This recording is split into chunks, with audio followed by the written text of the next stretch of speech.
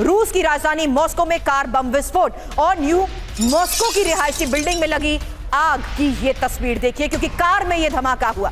रादुजनाया street पर खड़ी car में अचानक लगी आग। इसी हादसे में अभी तक किसी के हताहत होने की खबर नहीं है, लेकिन मौके पर पहुंची इमरजेंसी टीम्स राहत कार्य में कैसे जुटी हैं उसकी तस्वीर देखिए, जिससे साफ है कि अब कार बॉम्ब ब्लास्ट हुआ है। और ये कार बॉम्ब ब्लास्ट के बाद इलाके की वो तस्वीर सामने आ चुकी है, रिहायशी इलाका जहां खड़ी कार में अचानक हुआ विस्फोट।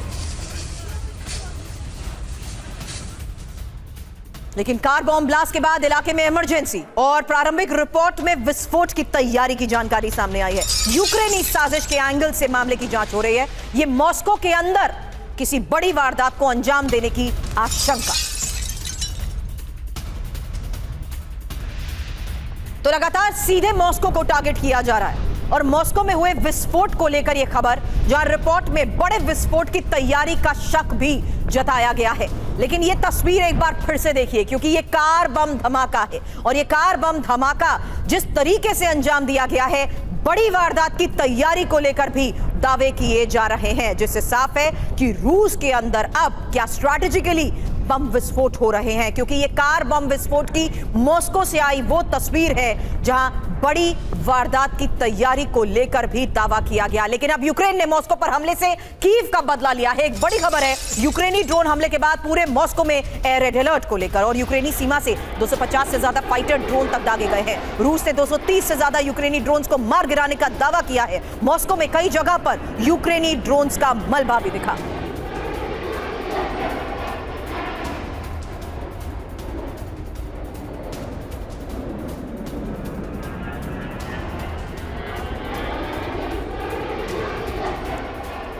तो अलग अलग जगह देखे गए ड्रोन के ये मलबे, क्योंकि ये बड़ी खबर आपको बता दें, जहां रूस ने 230 से ज्यादा यूक्रेनी ड्रोन्स को मार गिराने का दावा भी किया है। हालांकि यूक्रेनी सीमा से 250 से ज्यादा फाइटर ड्रोन्स दागे गए।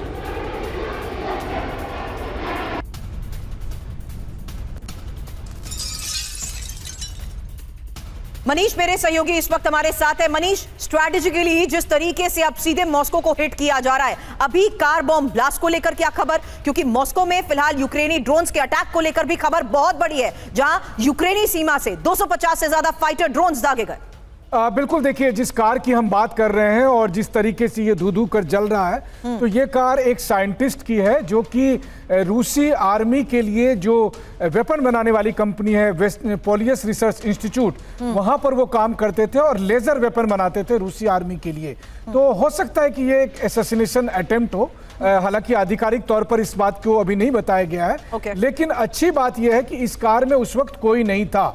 हमें याद रखना होगा कि कुछ महीने पहले की बात है कि इसी तरीके से रूस के एक जो मिसाइल डिवीजन के हेड थे उसको कार में ब्लास्ट के जरिए मारा गया था। ना केवल वो, बल्कि आपको याद होगा कि पुतिन के गुरु कहे जाने वाले अलेक्जेंडर दुगिन को भी कार बॉम्ब के जरिए असैसिनेट करने की कोशिश की गई थी, जिसमें उनकी बेटी मारी गई थी। तो इस तरह का एक असैसिनेशन अटेम्प्ट हो सकता है। हाँ, अच्छी बात यह थी कि उस वक्त कार में वो साइंटिस्ट मौजूद नहीं थे। उनके घर के पास ये कार लगी हुई थी और अचानक कार में विस्फोट होता है और वो लेजर वेपन पर काम करने वाला साइंटिस्ट बाल बच जाता। अभी जांच के बाद जो बड़ी बात मनीष ने बताई कि एक साइंटिस्ट की कार होने का दावा किया जा रहा है जो उस वक्त कार में मौजूद नहीं थे। लेकिन बड़ी खबर और इंफॉर्मेशन, क्योंकि कीव का बदला रूस दहला। कैसे दहला? यूक्रेन ने मॉस्को पर हमले से कीव का यह बदला लिया है और यूक्रेनी ड्रोन हमले के बाद पूरे मॉस्को में एयर रेड अलर्ट को लेकर खबर है। यूक्रेन का रूस की राजधानी पर यह स्वॉर्म ड्रोन अटैक है और यूक्रेनी सीमा से ही 230 से ज्यादा फाइटर ड्रोन्स दागे गए। यह बहुत बड़ी खबर है, क्योंकि रूस ने ज्यादातर यूक्रेनी ड्रोन्स को मार गिराने का दावा तो किया है,